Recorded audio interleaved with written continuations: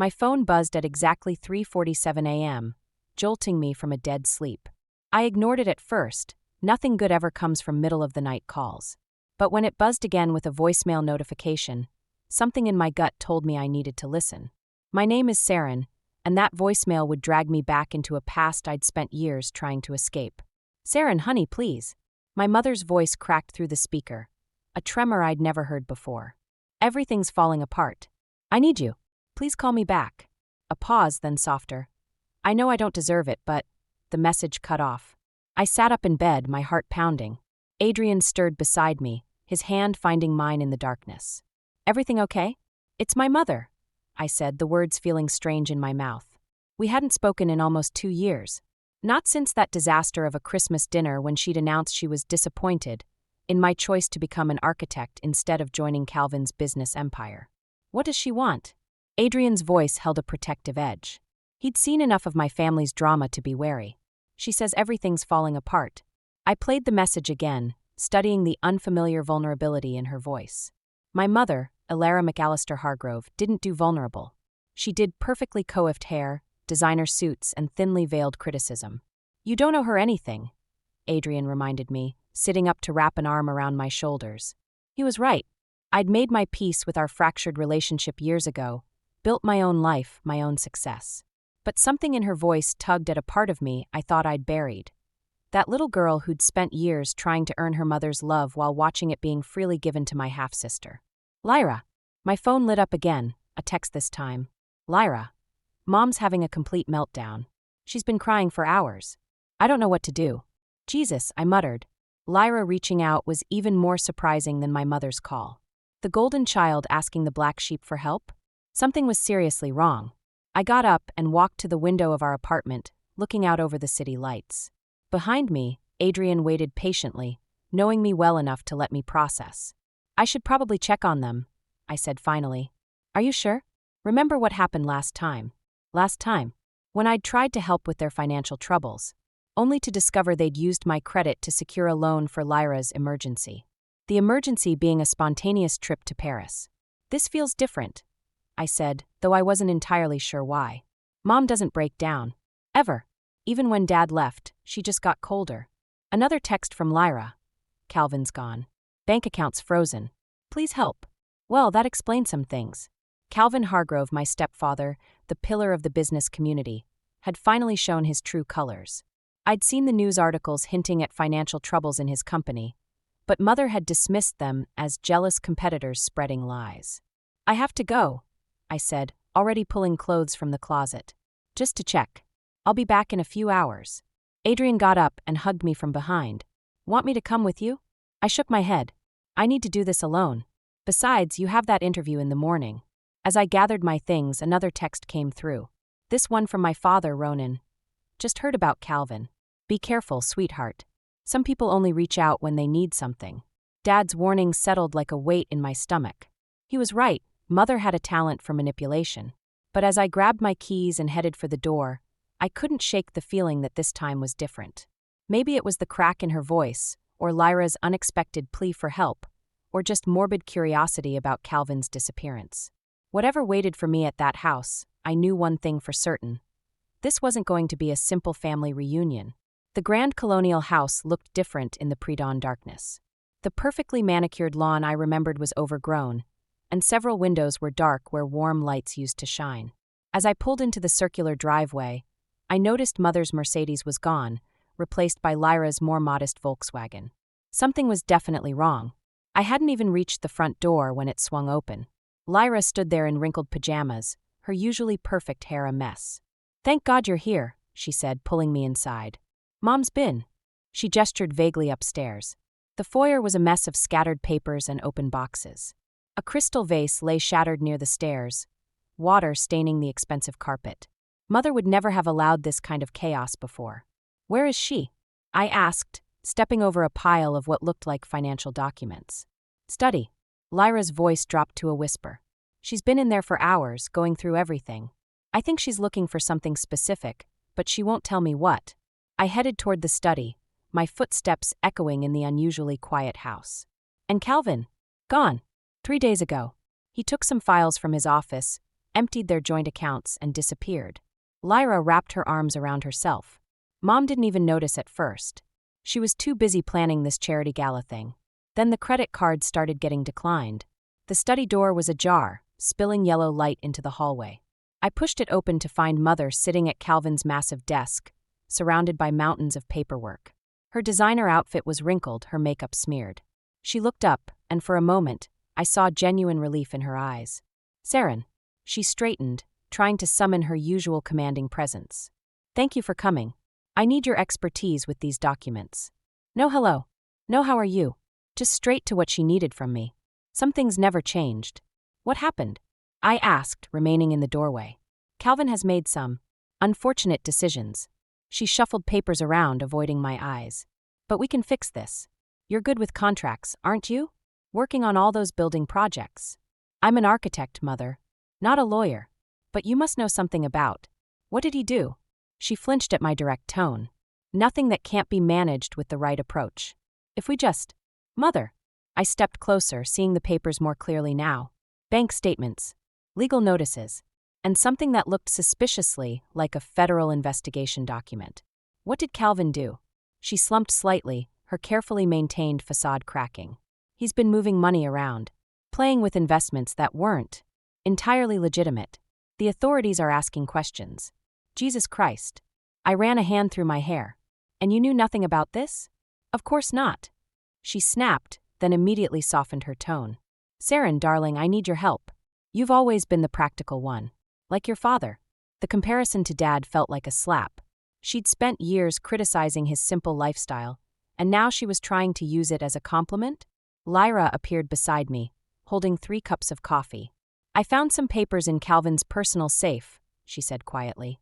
"Mom, I think he was using your signature on some of these documents."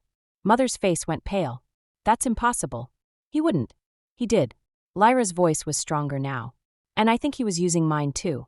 On the trust fund paperwork." I took one of the coffee cups, studying my half-sister's face. This wasn't the same spoiled girl who'd laughed when Mother cut me out of family photos. She looked scared. Lost. "We need to call the police," I said. "No." Mother stood up so quickly her chair toppled backward. "We can handle this internally. As a family." There it was. Family. The word she only used when she needed something. But looking at Lyra's frightened face and Mother's desperate eyes, I realized this went beyond old grudges and hurt feelings. "I'll help," I said finally. "But we do this my way. No more secrets. No more manipulation. And first thing tomorrow, we're calling my friend at the FBI's Financial Crimes Division." Mother opened her mouth to protest, but Lyra cut her off. "She's right, Mom. We need help. Real help." The sun was starting to rise, casting long shadows through the study windows. Whatever Calvin had done, whatever storm was coming, we'd face it in the harsh light of day.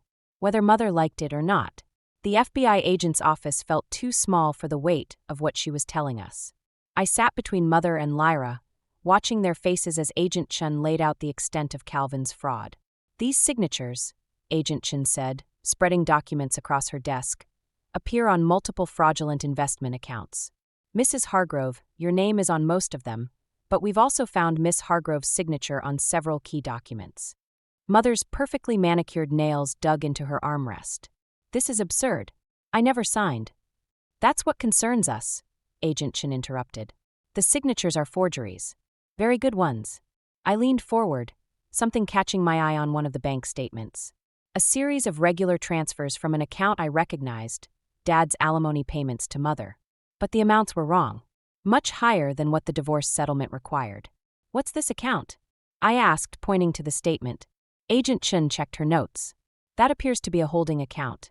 Money came in from various sources and was immediately transferred to offshore accounts." "Various sources?" I turned to Mother. "Like Dad's alimony payments?" The color drained from her face. "Saren, I can explain. You've been taking extra money from Dad?" My voice cracked. "All these years." Lyra looked confused. "What alimony payments?" "I thought Mr. McAllister stopped supporting us years ago." "He never stopped," I said, the pieces falling into place. Mother told him I needed help with college tuition, then medical bills, then a down payment for a house. "But I never saw any of that money, did I, Mother?" The silence in the room was deafening. "Mrs. Hargrove," Agent Chin said quietly, if you've been participating in your husband's fraud scheme. I didn't know. Mother burst out. Calvin handled everything. He said Elara needed, and the lifestyle we maintained. I just signed what he put in front of me. And Dad's money? I pressed. Was that Calvin too? She wouldn't meet my eyes. You were doing fine on your own. Elara needed. I needed it too. The words exploded out of me. I worked 3 jobs through college. I lived in a basement apartment with black mold. I couldn't afford a doctor when I got pneumonia. And all that time, you were stealing from Dad to fund Lyra's shopping sprees. Lyra's face crumpled. I didn't know, she whispered. Mom said the money was from Calvin's business. She said. She turned to Mother, tears streaming down her face. You told me Saren didn't want to be part of the family anymore. Agent Chen cleared her throat. Ladies, I understand this is difficult, but we need to focus on the immediate situation. Mr. Hargrove has disappeared with significant amounts of money.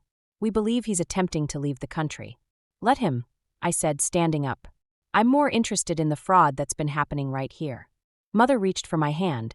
Darling, please. I was trying to protect. I jerked away from her touch. Stop. Just stop. You weren't protecting anyone. You were maintaining your perfect image, your perfect life, your perfect daughter. Well, congratulations. Hope it was worth it. I'll need statements from all of you, Agent Chen said. And Mrs. Hargrove, given these new allegations about the alimony fraud, I strongly suggest you get a lawyer. As we left the office, Lyra caught my arm. Sharon, wait. I swear I didn't know about any of this. About the money, about what Mom told you. I looked at my half-sister, really looked at her. The designer clothes and perfect makeup couldn't hide her fear, her confusion, her shame. For the first time, I saw past the golden child facade to the scared young woman beneath. It's not your fault, I said finally. But things are going to change now. All of it. Mother stood in the hallway, her composure finally breaking. Please, both of you. We need to stay together. We're family. Family? I laughed bitterly. You know who's family? Dad, who worked extra shifts to send you money he thought was helping his daughter. That's family. This. I gestured between us. This is just a lie you created to make yourself feel better. I walked away, leaving them in that sterile hallway. My phone buzzed, a text from Adrian. You okay? Need backup. I didn't respond immediately. The truth was, I didn't know if I was okay. But I knew what I had to do next. It was time to tell Dad everything. Dad's small house looked exactly the same as it had for the past 15 years. Warm lights in every window, a slightly overgrown garden, and his ancient pickup truck in the driveway. I sat in my car for 10 minutes, trying to find the right words to tell him how Mother had betrayed us both. Adrian's hand squeezed mine. Want me to go in with you? I shook my head. I need to do this alone. The screen door creaked open before I reached it. Dad stood there in his usual flannel shirt and worn jeans, his smile fading as he read my expression. That bad, huh? Inside, the kitchen smelled like coffee and fresh bread. Dad's solution to everything was feeding people. He pulled out 3 mugs, glancing at Adrian waiting in the car. He should come in too. Family meeting. Dad, about family. I stopped, watching him pour coffee with steady hands. Hands that had worked countless overtime shifts at the construction company. For me. Or so he thought. Calvin's gone, I said finally. He took the money and ran. But that's not why I'm here. Dad sat down across from me. I know about Calvin. It's all over the news. But something else is eating at you. I pulled out the bank statements I'd gotten from Agent Chen. My hands shook as I laid them on the table. Mother's been lying to you. About the alimony. He studied the papers, his expression unchanging. She told you she needed more for your expenses. You knew. I suspected. He sighed, pushing the papers back. The amounts kept increasing, but whenever I tried to give you money directly, you said you were managing fine. Why didn't you say anything? Because I thought. He rubbed his face.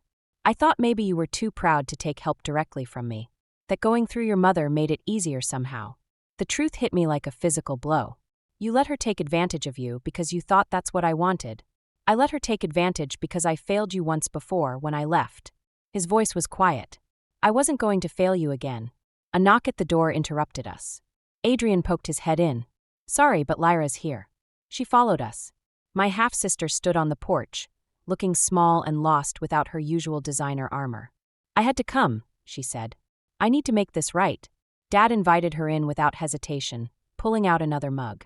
Lyra stared at him, then at the modest kitchen, then at me. This is where you grew up? Part-time, I said. when Mother allowed it. It's nice. She touched a framed photo of Dad and me at my college graduation. It feels like a real home. Lyra, Dad said gently, none of this is your fault. But it is. She pulled out her phone, showing us her banking app. I've been going through my accounts. All those shopping trips, the vacations, my apartment in the city. It was all paid for with money that should have gone to Saren. That's on your mother, not you, Dad said. No. Lyra's voice strengthened. I'm not a child anymore. I knew something wasn't right, but I didn't want to ask questions. She turned to me. I'm selling everything. The designer clothes, the car, the apartment. It won't make up for everything, but... Keep the car, I interrupted. You'll need it to get to community college. She blinked. What? If you're serious about making changes, start there. Dad can help you apply. Adrian, who'd been quietly observing, finally spoke up. What about your mother?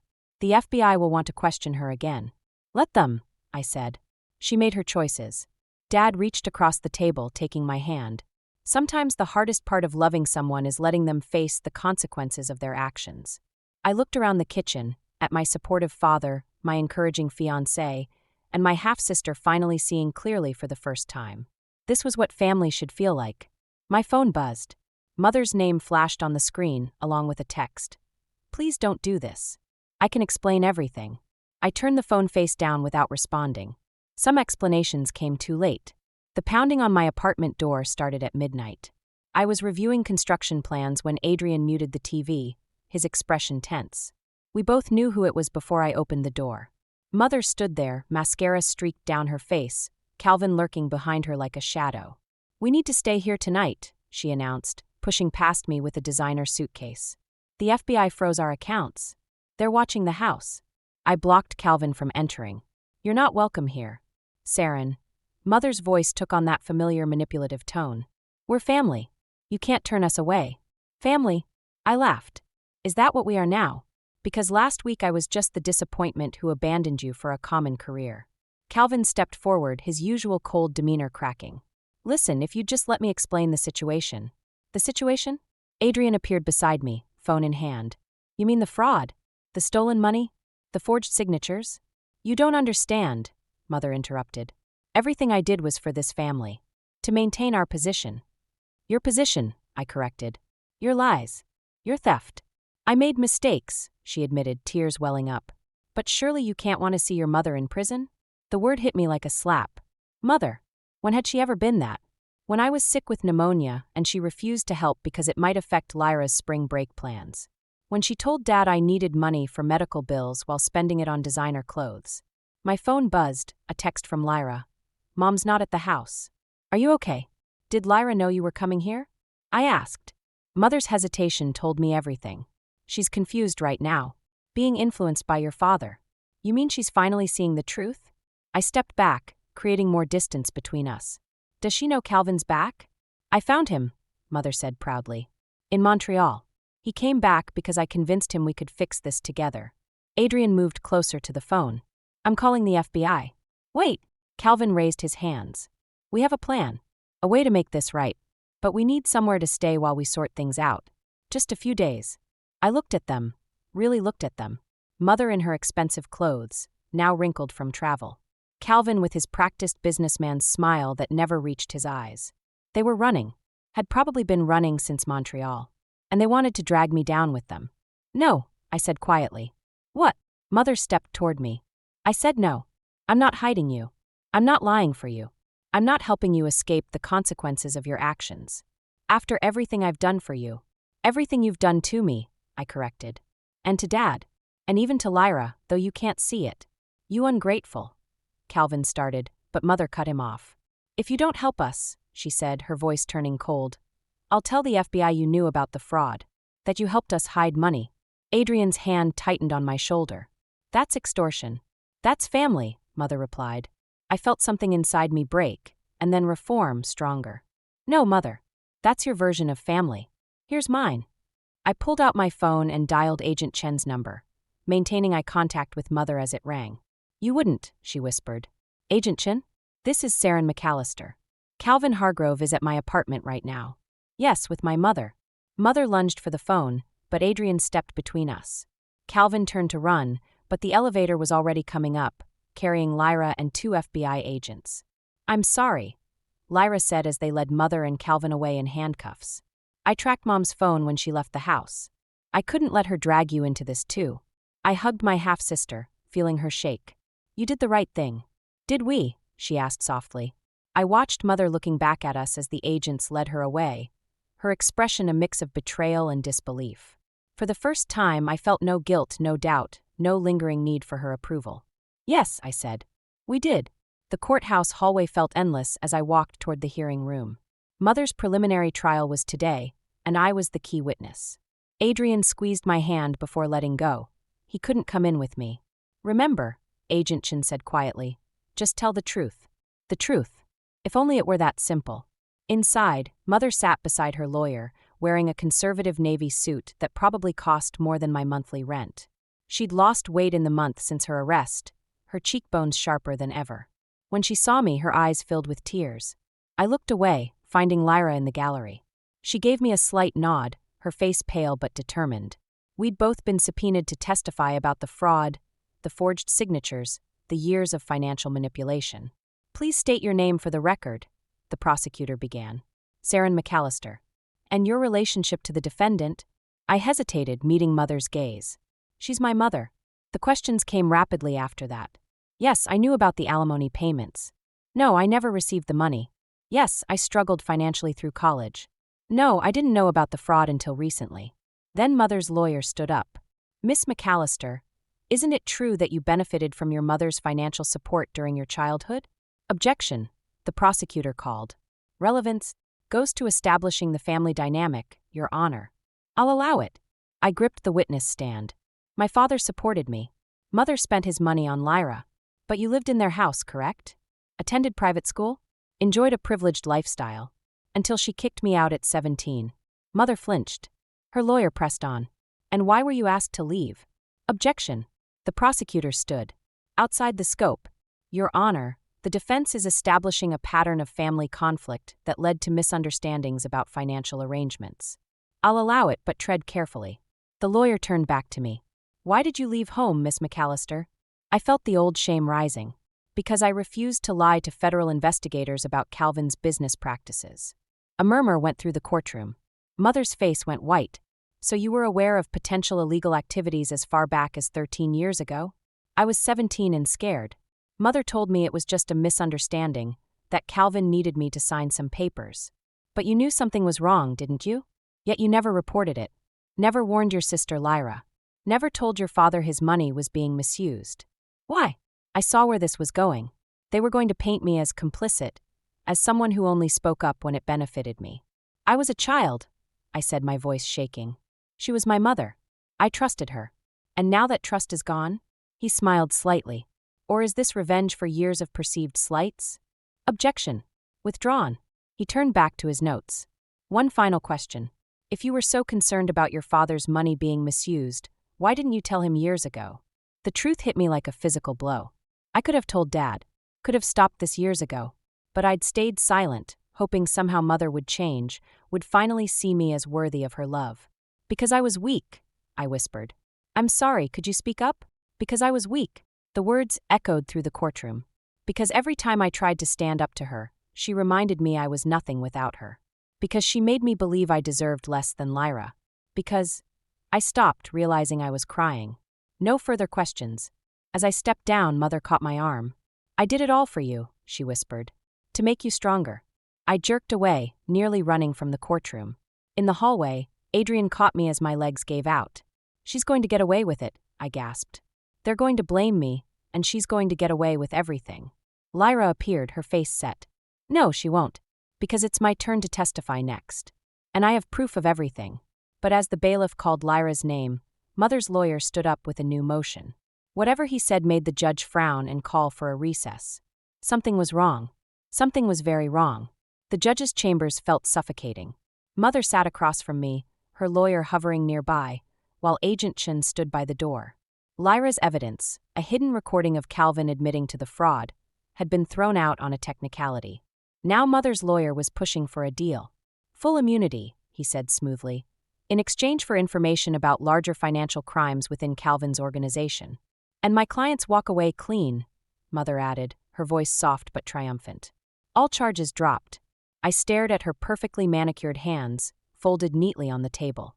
Those hands that had pushed me away countless times, that had signed away Dad's money, that had built a wall between sisters. There's just one small detail, her lawyer continued. We need Miss McAllister to amend her testimony, to clarify that she was aware of and participated in some of the financial arrangements. The room went silent. Even Agent Chen straightened. You want me to lie? I asked. To take the fall. To help your family, Mother corrected. One small statement, and this all goes away. We can be whole again. I laughed, a harsh, broken sound. Whole? When were we ever whole? Saren, please. She reached for my hand. I pulled away. Think about Lyra. Her future. One mistake shouldn't ruin her life. Like you ruined mine? I made you stronger. You made me hate myself. The words echoed off the wood-paneled walls. Mother's facade cracked, just for a moment, showing something raw underneath. Everything I did, she whispered, was to give you both the best life possible. No. I stood up, my chair scraping back. Everything you did was to maintain your image, your status, your control. The door opened. Lyra stood there, tears streaming down her face. I heard everything. Mother's expression shifted instantly to concern. Darling, you shouldn't be here. Stop. Lyra's voice was stronger than I'd ever heard it. Just stop lying. For once in your life, tell the truth. I am telling. I found Dad's letters, Lyra interrupted. The ones you hid from Saren, where he begged to see her, sent her money, tried to help her through college. You kept them all. Mother went pale. Her lawyer started to speak, but she waved him silent. You were too young, she said to me. Too easily influenced by his simple values. I had to protect you. From what? I demanded. From knowing I was loved? From having choices? From being weak? She stood up, her carefully constructed poise shattering. From ending up like him, content with mediocrity, with just enough, with being nothing. Dad isn't nothing, Lyra said quietly. He's everything you're not. Honest. Caring. Real. Mother's face contorted. I won't let you ruin everything I've built. Either you help us, Saren, or I'll tell them about the documents you signed when you were 17. The ones that implicate you in Calvin's earliest schemes. Agent Chen stepped forward. Actually, Mrs. Hargrove, we have those documents. And the proof that you forged your daughter's signature. Mother's lawyer paled. What? Calvin kept records, I said. Of everything. Dad found them in your old house last week. He's been working with the FBI since then. You're bluffing, Mother whispered, but her hands were shaking. No more deals, Agent Chen said. No more manipulation. It's over. Mother looked between us, her daughters now standing together. For the first time in my life, I saw real fear in her eyes. I did love you, she said softly. Both of you. In my way. I know, I replied. That's what makes it so sad. As they let her out, Lyra grabbed my hand. What happens now? I watched Mother's straight back disappear down the hallway, still trying to maintain her dignity. The weight of years of pain and anger began to lift, replaced by something lighter. Not forgiveness, exactly. But freedom. Now we build something new, I said. Something real.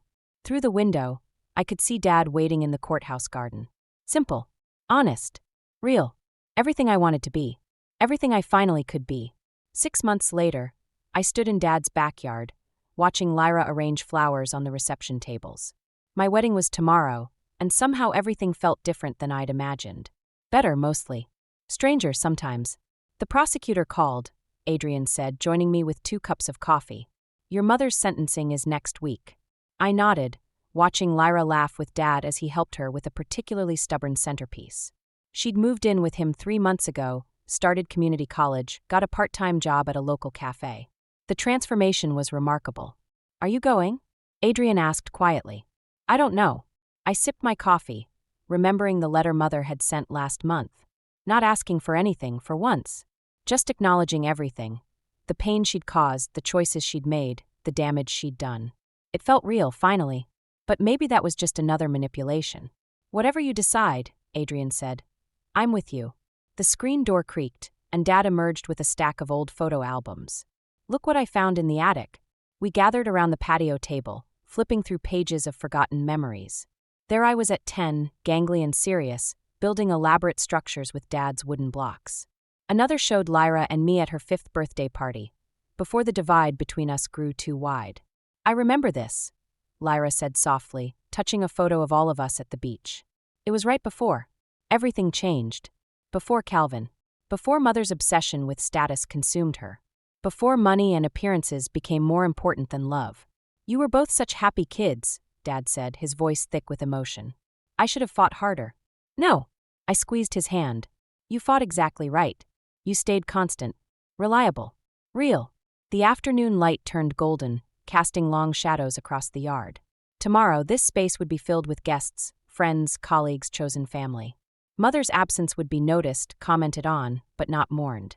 Not really. Oh, Lyra jumped up. I almost forgot. She ran inside, returning with an envelope. This came to Mom's old house. The realtor forwarded it. I recognized Calvin's handwriting immediately. The postmark was from somewhere in South America. Should I open it? I asked no one in particular. It's your choice, Adrian said. Like everything else now. I turned the envelope over in my hands, feeling its weight. More explanations? More manipulations? More attempts to rewrite history? Instead of opening it, I handed it to Lyra.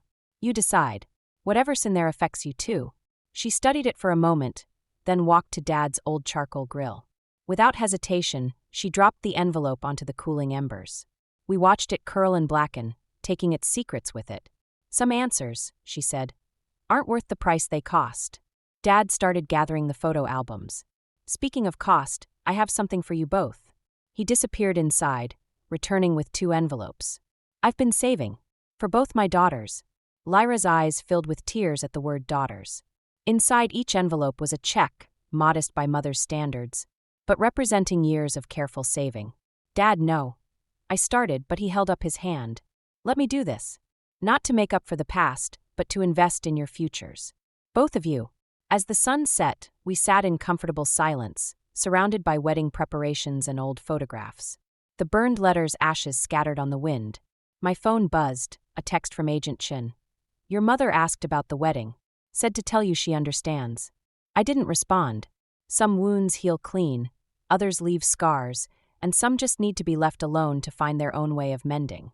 Ready for tomorrow? Adrian asked softly. I looked around, at my supportive father, my transformed sister, my loving fiancé. At the life we were building, not perfect but real. Not what I'd imagined as a child, but somehow exactly what I needed. Yeah, I said. I think I finally am.